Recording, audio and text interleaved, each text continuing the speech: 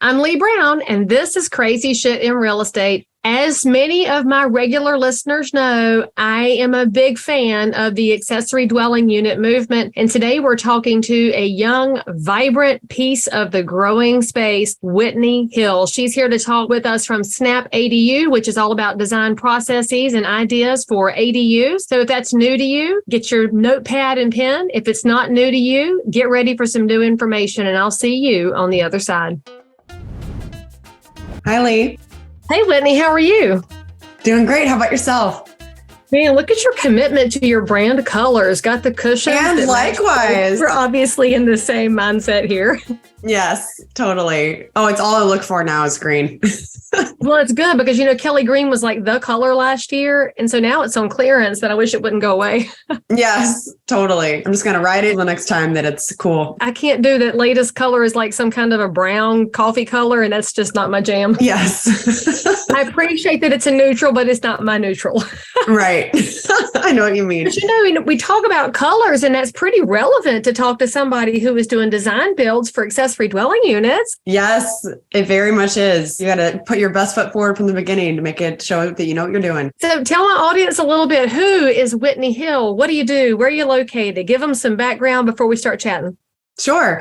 I'm the co-owner of SnapADU. We are an accessory dwelling unit construction company based in San Diego. I handle our business development and innovation, and my co-owner runs the construction operation. Okay, first of all, so for the audience, we've got links to our other episodes about accessory dwelling units if it's not your area of expertise. They're really quick nuts and bolts. This is essentially another living unit on an existing property. So it could be a detached garage that turns into an apartment. It could be a tiny house put in the backyard. It could be a lot of different things, but they are one of the most elegant solutions to our housing shortage, in my personal opinion, because frankly, I would like to have one on my property, put mom and dad in, so I don't have to put them in another house somewhere with more maintenance. Anyway, that's a quick insight on ADUs. And Whitney is coming to us from California. And I have to say a nice thing about California, which doesn't happen all the time, but they did pass legislation last year to allow for statewide approval of accessory dwelling units, which was a really smart move because it shut down a lot of the NIMBYism conversation from people who are grumpy pants and don't understand things. So that being said, there's your quick background. So Whitney, tell us how you landed in this space. Obviously, you are young and not looking for a granny flat yourself. So tell us what drew you to this space. Sure. I was actually in fix and flip business when I learned about accessory dwelling unit. And prior to that, the first 10 years of my career, I'd been in operations management and working in corporate roles and management consulting as well. So I'd left all that to pursue something in real estate. Thought I was going to be doing multifamily development. And I ended up doing fix and flips because of someone I came across in my local area back in New Jersey at that time. We were expanding homes outside of New York City, doubling the square footage and fully gutting them. At that time, I also had my real estate license in New Jersey, so we could handle all that. But meanwhile, I moved out to California. And like you said, the regulations were becoming much more favorable. So I was actually working in a coffee shop on my fix and flip business. And I heard somebody talking about ADUs. And I thought to myself, oh man, I need to go talk to those people. And I didn't get up the guts to do it. And they walked away. But half an hour later, they walked back by. And I knew that was my sign that I needed to just, take the initiative. And I did. And one of those gentlemen later introduced me to my now business partner. Mike Moore and I met the day that California was shutting down for the pandemic. So all of SnapADU was built in the context of a work remote model. And that's really shaped all of our business. Which is interesting because the whole idea of an ADU really fits that whole work from home space, because if you have a secondary unit on your property, then you have a little more flexibility and freedom to do things under your existing setup. So I love too the little kismet thing of they walked out, you said, oh, snap, I was chicken, oh, snap, and then they came back and then turns into your business partnership. So I'd love to know where you started in the ADU space. Did y'all start with like upfitting existing properties or adding additional units? And I know that your primary focus now is on design. So I'd love to know what you're seeing for trends as you're watching this thing change. And of course, market by market, they look different everywhere. And I'm fascinated by the whole concept because, frankly, it amazes me that people fight accessory dwelling units when there's literally hundreds of ways to configure it. So why are they fighting what they haven't seen? So I want to hear more about it from your side. And you can also tell us the creative things you've seen. Sure, I'd love to. And so maybe first just some context on accessory dwelling units, like you mentioned, Leigh. They can be lots of different types. They can be conversions of existing space, like a garage. They could be added on top of an existing home. Like if you have half of your house that doesn't have a second story, you can add one there. You could convert a basement. There aren't a lot of basements in California, but that happens in areas like Portland. And then you can also have a detached ADU, just totally new construction. And in California, you can actually build up to 1,200 square feet, which is a 3 or 4 bedroom house. Right, so as you mentioned, so you mentioned they could be tiny homes. They could be, small 400 square foot 1 bedrooms, but a lot of what we build are large units, also 2-story units. So anyway, when we started, no one really knew a whole lot about ADUs. It is still a very new space. My business partner had built about 4 of them, and I was just starting to research on the regulation side. So our skill sets were nicely aligned there, where we kind of knew different pieces of it. And coming from the fix and flip remodel world, my head was kind of thinking about, we could convert spaces, and like it's kind of the same sort of an idea. So the first maybe 6 months, we were bidding on any kind of project that came across our desk. If they wanted to do remodels, if they wanted to convert of an apartment complex, which you can also do, we were bidding on everything. And about 6 months in, we realized we really need to specialize to be able to have this become a repeatable system that we're able to use across all of our jobs. So we decided to focus not only in North County, San Diego at that time, but also in detached new construction units. And the reason for that is that it's an entirely different model when you're not having to touch the existing structure. You're not having to deal with unknowns related to the engineering of the house. You're not dealing with having to do a site visit to assess all of that. In fact, we make all of our sales now virtually. And these are huge projects, $300,000 to $500,000 projects that we're able to sell virtually because of the software that we can use. And because we know what it takes to build the new construction unit. That vertical construction cost is completely known. The only variables then are the site, the access, the utilities, those things that we flush out further in the first phases of the project. My next question, like if you're doing it virtually, how do you manage topography and doing all the leveling of the site and arguing over water and sewer? Actually, that's a question I do have. But as we look into the future of real estate, I think especially in California, you'll see that I think the fights of the future are definitely over water and water access. So when you look at ADUs, how do they tap into existing water and sewer? Is it off the primary property that was already there, or is it another line? Yes. In most cases, you can connect behind the curb. So going into that main lateral that's coming off of the primary at the street. But this is exactly what's happening, though. Like there's so much ambiguity around the specifics of that each city is handling it differently. And sometimes that'll mean a difference of tens of thousands of dollars if they're asking you to upgrade the lateral or if they're asking you to tie into the main line. So we really have to know our stuff. And as a design build company, we found that to be our edge because we can see these things coming down the pipe. If you just do design or you just do the construction, you really don't see the full picture. So we pride ourselves on being able to accurately price and commit to those prices and timelines ahead of time because we know all these watchouts. We've stubbed our toe on every piece of furniture in the room at this point. So our process to flush those out is very robust. And I would say as far as like the trends that you said and how do we do this virtually with the topography and all of that, as the ADU space has emerged, there's lots of different players that are entering. And also ADUs aren't new everywhere. So actually in Australia, they had an ADU wave about a decade ago. And a company there that started as a construction company then pivoted into tech because they were doing like 100 units a year and they needed better ways to do feasibility assessments too. So they started investing in marrying up the topography that you can get from public sources or private, satellite imagery and that sort of thing with all the parcel data and then also laying in the ADU laws. So they have software that's been 10 years in development that they brought to the US about the time that we were starting. So we were actually their first US customer to say, yeah, let's try this out. So very early, we had better tools. Because when we first started, Leigh, we were looking at Google Maps and doing screenshots and like just pasting in things in PowerPoint. Like it was embarrassing now that I look back at it, but that's all there was. So as the tech evolves, we're having to constantly keep up because everybody else around us is as well. What else is interesting is when we're competing at design build level, we're competing with venture capital that is heavily entrenched in the whole consulting and design piece of this. There are a lot of much better funded companies out there that are just trying to get the design portion down. We have to compete with that if we're going to get the rest of that contract. So to stay up with them, we're having to constantly look at all the different tech options, offer virtual immersive setups that clients can see their units, all these different evolving pieces. So our business is constantly changing.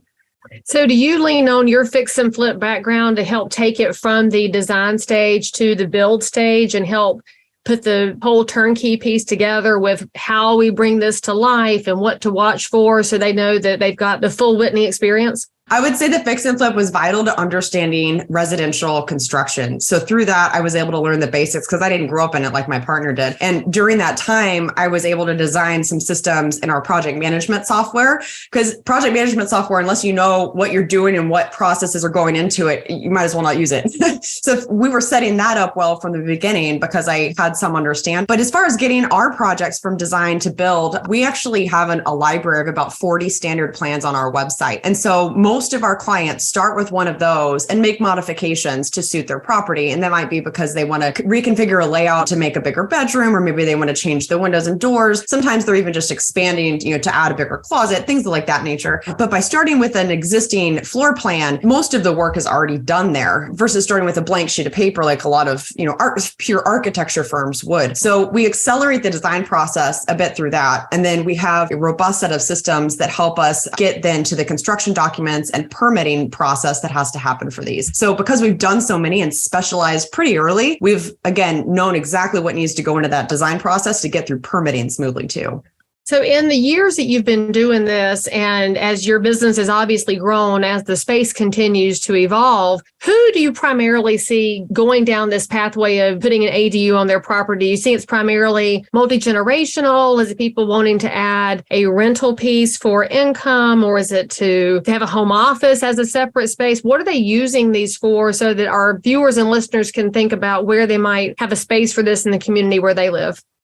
Yes, you're hitting all the big reasons. So our breakdown is about 60% of folks are building it for a family member or themselves to move into. About 40% are building them just purely for a rental. It might be on a small rental portfolio where they own a bunch of single family homes and they want to add an ADU to all of them. And then, one-offs where they're adding it for a home office or something like that. Those are usually the smaller units. And we've really specialized a bit in the larger ones because there's less competition from all the modular stuff. And in some cases, that makes more sense. If you can fit, a prefab on your lot and you're fine with that look, that's a much cheaper option and good for some people's purpose. But as far as who all's moving into them, then in the family side, we see every configuration. It might be a young couple who can't afford the housing market out here. So mom has a big piece of property and they build their own, first house on her property. It might be that aging grandparents live somewhere else and they want to come to California. And so they build the ADU for grandma to come live there. Meanwhile, the young family's in the main house and grandma's right there for the kids. That happens a lot. Sometimes even younger folks might decide, hey, this is going to be my first rental experience. I'm going to move into this ADU. It's going to be a nice small house, right size for me. Maybe I'm single and I'm going to rent out my primary house for a massive rental income.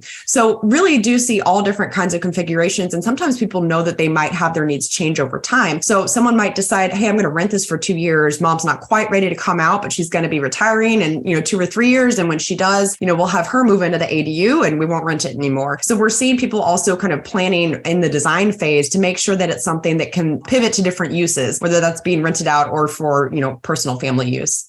So now when you guys are working with the local authorities on permitting and all of those little pieces that we have to go through from a regulatory side, do you find that the usage of the property owner affects their decision making? So for example, if you're in your house and it's you and your husband and your kids and you got to take care of mom, so we're going to add a little private home for mom so that she can be with us.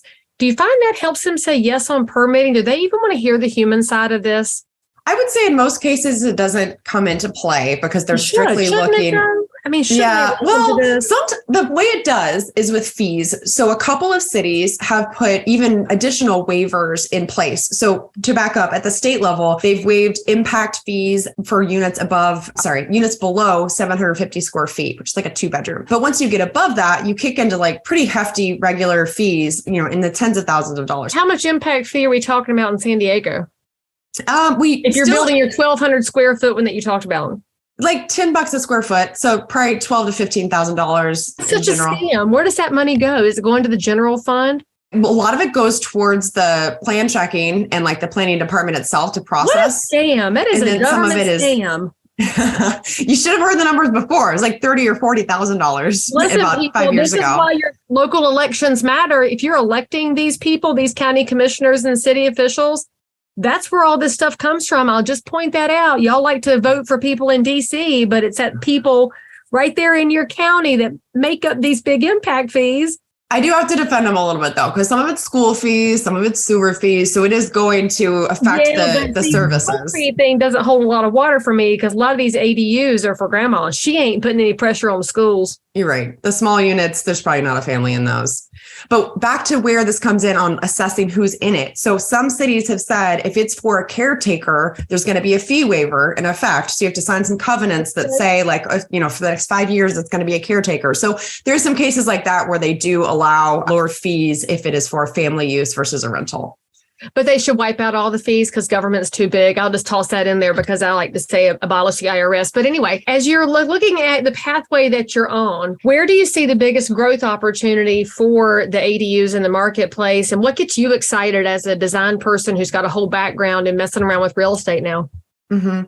I think we see the biggest opportunity in just awareness and then getting more adoption of ADUs. We've still just scratched the surface. And so we do belong to organizations like the Casita Coalition that work on awareness. We actually just collaborated with the AARP on putting together a video to help promote ADUs as an opportunity. So we're looking to just get higher penetration in this market, honestly. And meanwhile, we're of course refining what we're doing so that all of our builds are more predictable, that our timelines are better. We're always working on anything we can do with lobbying to, like you said, address some of the issues at the city that your permitting timelines and some are extremely long. So working on all those things just make the whole process more streamlined and just continue to grow. So we're at about 15 million in sales now per year. And back 2.5 years ago when I met Mike, we were at 1.5 million. So we've had a lot of growth, and trying to do that sustainably with a small to medium sized team is really our next frontier too.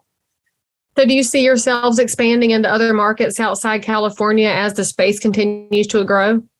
We may. I think we've decided for the next probably at least 2 years, we need to continue to completely refine the system so that we would have something to package up and take to another market. But what is really difficult with general contracting is it is such a local business. The subcontractor base would be completely different anywhere you go. So we've talked about it would probably have to be partnering with existing contractors that want to use the SnapADU process approach and all those pieces. But what we've done on the marketing side is probably pretty replicable in other markets.